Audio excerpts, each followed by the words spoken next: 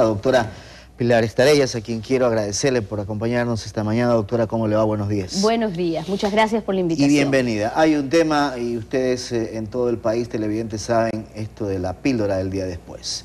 Aquí yo no voy a tratarlo desde el punto de vista clínico, médico, sino jurídicamente. Y por eso la hemos invitado a la doctora Estarellas, para que jurídicamente nos dé una lectura de lo que puede ser esta situación, de lo que se ha anunciado en los últimos días y lo que está latente ahí como noticia. Doctora, buenos días nuevamente. Bienvenida. Buenos días.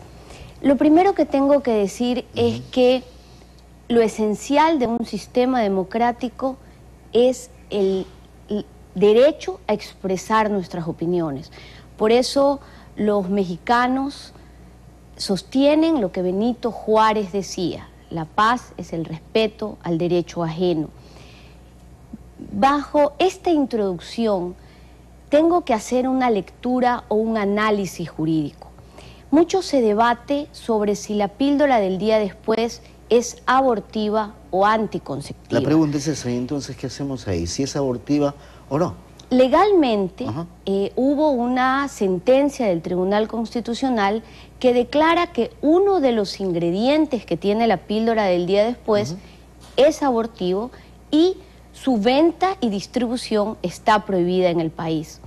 Existe ya jurisprudencia y muchos casos en los cuales se da una acción de incumplimiento porque no se cumple una sentencia del Tribunal Constitucional.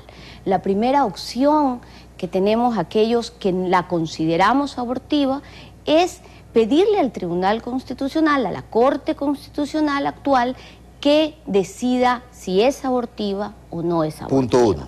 Punto uno. ¿Por qué decía que el respeto al derecho ajeno es la paz? ¿A qué se está refiriendo, doctor? Porque existen documentos importantes que sostiene el gobierno, la Organización Mundial de la Salud asegura que la píldora no es abortiva, sino anticonceptiva. Existen documentos de la FDA que asegura que dentro de los efectos que produce, el tercer efecto, que no es publicitado, es impedir que el óvulo fecundado, que ya constituye una vida, no tenga donde anidarse y por lo tanto es abortiva. Pero ¿cómo entender esos dos criterios o esos dos conceptos? Es por eso que es necesario, primero, que se escuche, que se entienda que así como una minoría tiene el derecho a expresar su opinión y hay que escucharla con respeto, una gran mayoría que profesamos en el Ecuador la religión o que simplemente creemos que es abortiva, necesitamos ser escuchados y no decir simplemente es una cuestión de fe, es una cuestión de dogma, y que sea la Corte Constitucional quien decida si es o no abortiva, poniendo una acción, un reclamo y que se establezca legalmente. Lo segundo, que es uno de los principios básicos que deben de primar en el Estado, es que el artículo 66 de la Constitución dice que nosotros tenemos derecho a tomar decisiones libres, voluntarias e informadas. ¿Los mayores de edad? Los mayores de edad, todo ciudadano. Con respecto a los menores de edad, yo tengo apreciaciones importantes. ¿Por qué? Pero primero, tengo derecho a una información sobre mi vida sexual. Así lo establece la Constitución.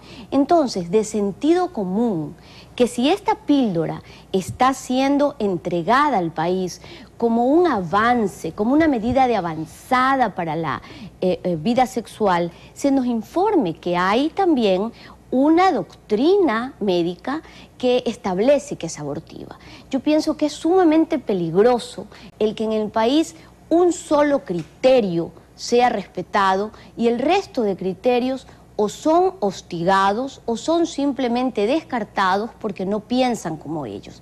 Entonces, yo tengo constitucionalmente derecho a ser informado. Infórmeme sobre las tres posturas que establece, por ejemplo, la Organización Mundial de la Salud y la FDA. Para tener claro conocimiento, para que yo pueda decidir, humano, mayor de edad, si para mí es abortiva o no es abortiva. ¿Por qué? Porque el Estado no puede decidir por mí y tiene obligación de informarme para que yo libre y voluntariamente lo tome. ¿Y para el caso de menores de edad?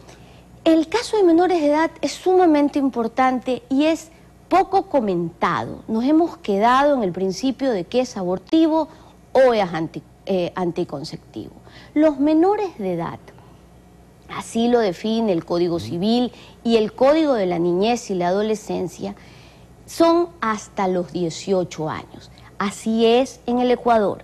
De 12 a 18 años son menores adultos y están bajo la tutela del Código de la Niñez y la Adolescencia. ¿Y qué dice el Código de la Niñez? El Código de la Niñez y la Adolescencia garantiza a la familia como el medio idóneo para que se desarrolle este menor. Y establece textualmente que el Estado debe de proteger a la familia implantando políticas que le permitan cumplir sus derechos, exigir el cumplimiento de sus derechos y cumplir sus obligaciones.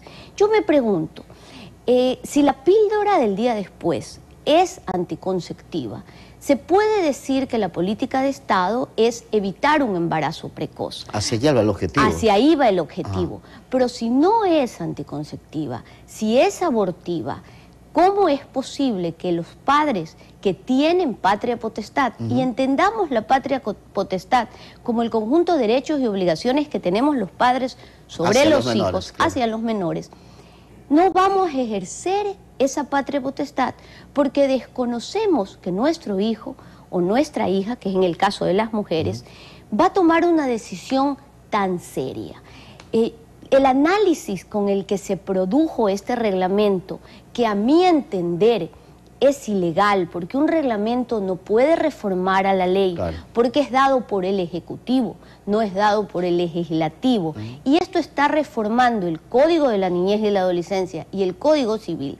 El Código de la Niñez y la Adolescencia dice que los hospitales tienen la obligación, textualmente, de informarle a los padres sobre la salud y los procedimientos de sus hijos.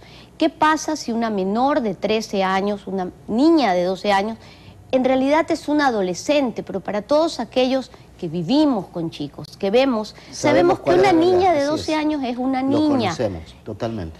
¿Cómo decide ella tomar un medicamento con un efecto tan fuerte? Si es anticonceptivo, que no lo vamos a saber hoy, porque no podemos hoy hacer un experimento en vivo, ¿cómo puede decidir ella si ella no puede ir a un hospital y decir, sáqueme la muela del juicio sin que le pidan que los padres estén presentes? Doctora, quiero agradecerle por haber estado con nosotros esta mañana. Muchísimas gracias. Haber escuchado el criterio jurídico, porque también es importante saber desde ese punto de vista sobre los códigos y las leyes que rigen en nuestro país y que nos manejamos los ecuatorianos, saber esta realidad de la píldora, ¿no? Muchas gracias. A usted, doctora, buen día. Gracias a la doctora Pilar Estarellas, analista jurídico, el tema de la píldora del día después. Hacemos aquí la pausa, son las 7 de la mañana con 55 minutos. Cuando regresemos estaremos dialogando con la asambleísta electa de Alianza País, Johanna Cedeño, a propósito del taller que inició ayer Alianza País y continúa hoy. Ya volvemos.